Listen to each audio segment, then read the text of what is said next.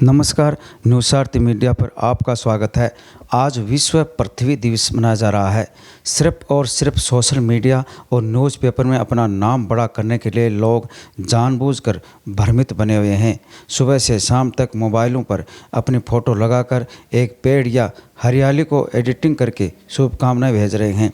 Ward पार्षद से लेकर बड़े नेता मंत्रियों तक यही ट्रेंड चला रहा है।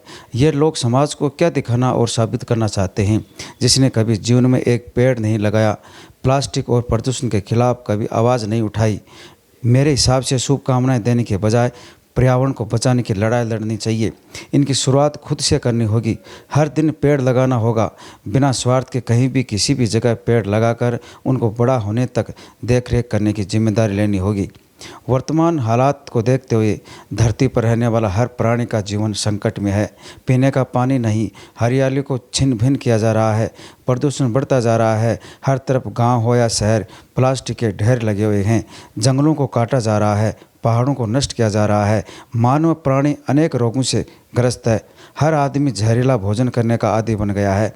प्रकृति के साथ छेड़छाड़ होती है तो प्राणी का जीवन भी विनाश की ओर बढ़ता है।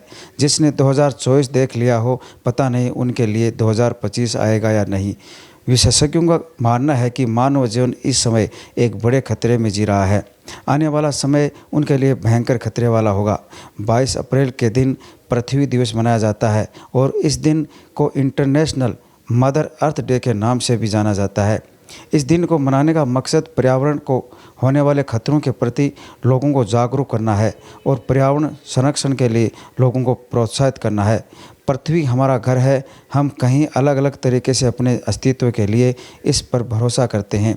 इसके संसाधनों हमें भोजन देते हैं और हमारे जीवन जीने की सामग्री प्रदान करते हैं। बेहतर भविष्य के लिए प्रकृति का पोषण करें। बेहतर कल के लिए आज के दिन को हरा भरा रखें। मनुष्य भौतिक पर्यावरण को कई तरह से प्रभावित करता है। अधिक जनसंख्या, प्रदूषण, जीवाश्म ईंधन जलाना और वनों की कटाई। इस समय इस तरह के परिवर्तनों ने जलवायु को प्रभावित किया है। पृथ्वी दिवस पर पर्यावरण तथा मानव जीवन के सामने कई खतरे मंडरा रहे हैं। इसको लेकर भौतिक शास्त्र के जाने माने सहआचार्य प्रोफेसर डॉक्टर संदीप शर्मा क्या कहते हैं, सुनिए। पृथ्वी दिवस 22 अप्रैल को जो हम मना रहे हैं, उसका मुख्य उद्देश्य है कि प्रकृति ने जो हमें ये एक अमूल्य धरोहर दी है, उसका हम बचाव करें। और मेरे ख्याल से इस अमूल्य धरोहर का सबसे बड़ा दुश्मन ये मानव प्राणी ही बन गया है, जिसने विभिन्न तरीके इसको नष्ट करने के लिए बनाए हैं। इसको बचाने के लिए हम कहें तो प्रत्येक प्राणी मात्र का ये उद्देश्य है कि वो प्रकृति से जितना लेता है उतना ही उसको देने का प्रयास करे। इसको नष्ट करने में सबसे बड़ा हाथ जो है वो फॉसिल फ्यूल्स का है। जो ईंधन हम जो काम में लेते हैं, ग्रीन हाउस इफेक्ट या ग्रीन हाउस गैसेज जो वातावरण को हमारे जिसका टेम्परेचर को बढ़ा रही हैं, उसका 75% पार्ट जो है वो ये जीवाश्म ईंधन है। जैसे कोयला हो गया, आपके डीजल, पेट्रोल, गैसेज हो गई। तो इसका यूज हम जितना कम से कम करें उतना बेटर है। इसको बढ़ावा देने के लिए विभिन्न स्तर के ऊपर सरकारें भी बहुत प्रयास कर रही हैं। जैसे नया कंसेप्ट आया रेन्यूएबल एनर्जी रिसोर्सेज का। सोलर एनर्जी है, हाइड्रो पावर एनर्जी है, उनका ज़्यादा से ज़्यादा यूज़ किया जाए। फॉसिल फ्यूल्स का यूज़ कम से कम किया जाए। तो ये मेरे ख्याल से एक प्राणी मात्र का, एक मानव मात्र का इस प्रकृति को बचाने के लिए एक बहुत बड़ा सहयोग होगा। प्लास्टिक है वो प्रकृति का एक बहुत बड़ा दुश्मन है, जिसको कई सालों तक भी आप उसको डिग्रेड नहीं कर सकते। वर्तमान समय में बहुत सारी रिसर्च चल रही हैं जिसमें उस प्लास्टिक को डिग्रेड करने का या उसको किसी दूसरे रूप में परिवर्तित करने का प्रयास किया जा रहा है। आप सबको पता होगा कि दुनिया में इस वेस्टेज प्लास्टिक से रोड बनाने वाले हम पहले हैं। हमारे भारत के ही एक वैज्ञानिक ने दुनिया में पहली प्लास्टिक रोड बनाई है। तो इस तरीके से बहुत सारे प्रयास किए जा रहे हैं। आप अगर लेटेस्ट रिसर्च डेटा को देखें तो लगभग पिछले 100 सालों में पृथ्वी का तापमान है 1 डिग्री फ़ारेनहाइट बढ़ गया है। और 2100 वर्षों तक, 2100 वर्ष जब आएगा, उस कंडीशन तक पृथ्वी का तापमान इतना बढ़ जाएगा और स्पेशली जो हमारा भारत है, अमेरिका है, इन रीजन्स की अगर मैं बात करूं तो टेम्परेचर इतना बढ़ जाएगा कि मानव का पृथ्वी पर रहना ही मुश्किल हो जाएगा। तो हम जिस डेवलपमेंट की बात करते हैं, इसके लिए आप किसी भी सरकार को या किसी भी व्यक्ति विशेष को जिम्मेदार नहीं ठहरा सकते। मेरा यह मानना है कि कोई भी स्कीम को बनाना बहुत आसान है, मुश्किल है उसे एग्जीक्यूट करना, कि आप उसे किस लेवल के ऊपर एग्जीक्यूट करते हैं। और शुरुआत जो है किसी भी विषय में सुधार की या किसी भी चीज़ में सुधार की अगर शुरुआत आपको करनी है तो शुरुआत हमें स्वयं से करनी पड़ेगी।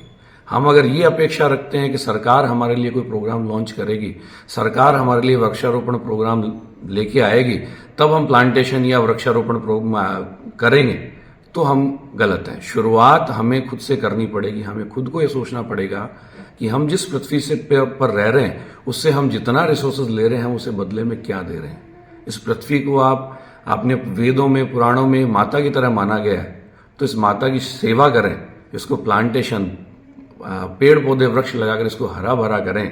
तो मेरा मानना है कि शुरुआत हमें स्वयं से करनी पड़ेगी, जन जागरूकता लानी पड़ेगी, और व्यक्ति अगर अपने आप खुद से शुरुआत करेगा तो इस विषय में आगे हम बढ़ पाएंगे। स्थानीय स्तर पर क्या करना चाहिए गांव से लेकर शहर तक? स्थानीय स्तर पर जन जागरूकता ही, जन जागरण ही इसका सबसे बड़ा एक सोर्स हो सकता है कि लोगों को वृक्षारोपण के रूप में वृक्षारोपण के लिए जागरूक किया जाए, लोगों को प्लास्टिक जो है उसको कम से कम यूज लेने के लिए जागरूक किया जाए, और भी जो तरीके हो सकते हैं ग्रीन हाउसेस गैसेस को कम करने के लिए उनके बारे में लोगों को जागरूक किया जाए। अलग अलग विद्यार्थी वर्ग की हम बात करें तो इनके सिलेबस जो है, सिलेबस में पर्यावरण विज्ञान एक विषय चलता है, उसको मैंडेटरी रूप से और प्राइमरी रूप से बच्चों को पढ़ाया जाए, जिससे वो बच्चे विद्यालय में, महाविद्यालय में इन चीज़ों को सीख कर हमारे समाज के बीच में लोगों के बीच में इन चीज़ों को लेके जाएं और लोगों को इन चीज़ों के बारे में पता चल सके। तभी ऐसा संभव हो पाएगा। सिर्फ किताबी ज्ञान से या सिर्फ प्रोग्राम लॉन्च करने से या सिर्फ फोटो खिंचवाने से ये काम बिल्कुल नहीं होगा। जब तक हर प्राणी मात्र, हर व्यक्ति जो है खुद की व्यक्तिगत जिम्मेदारी समझकर इसमें कंट्रीब्यूट करेगा, तभी कुछ संभव है, तभी हम आगे बढ़ पाएंगे। इसको लेकर कानून में भी कई खामियां हैं। अगर सख्ताई हो प्रशासन में, हर व्यवस्था अगर सही चले तो ठीक होगा। आप कह सकते हैं, लेकिन डंडे के आधार पर या कानून के आधार पर आप किसी चीज का पालन करवाएं, उसकी बजाय अगर व्यक्ति स्वयं से अगर इस चीज का पालन करना सीखे तो वो ज्यादा अच्छा होगा।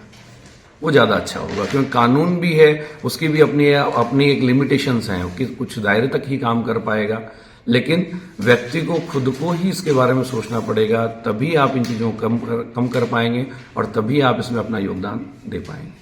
क्या है मानव जीवन पर खतरा समय?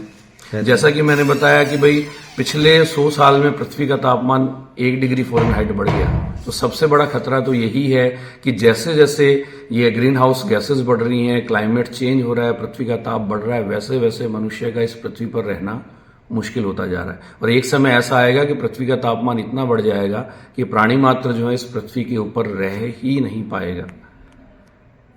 तो सबसे बड़ा खतरा तो मनुष्य के अस्तित्व के ऊपर है। जो इस बढ़ते हुए तापमान को यदि हम वृक्षारोपण लगाकर और इन ग्रीन हाउस गैसेस को कम करके यदि हम पृथ्वी के तापमान को कम करने का प्रयास नहीं करते या मेंटेन करने का प्रयास नहीं करते, तो सबसे बड़ा खतरा तो मनुष्य के अस्तित्व पे ही है, बाकी सब सेकेंडरी चीजें हैं। झुंझुनू, चिड़ावा, गुड़ागोरजी, सुल्ताना में अपार सफलता के बाद गीतांजलि ज्वेलर्स लेकर आए हैं नवलगढ़ में भी अब पहली बार एक छत के नीचे बड़ा शोरूम, जहां पर आपको मिलेंगे हर तरह के गोल्ड एवं सिल्वर ज्वेलरी के आइटम। गीतांजलि मतलब आपके लिए खरा सोना। गीतांजलि ज्वेलर्स, पंचायत समिति, गुमचक्कर, नवलगढ़। आपको न्यूज़ कैसी लगी कमेंट बॉक्स में लिखकर जरूर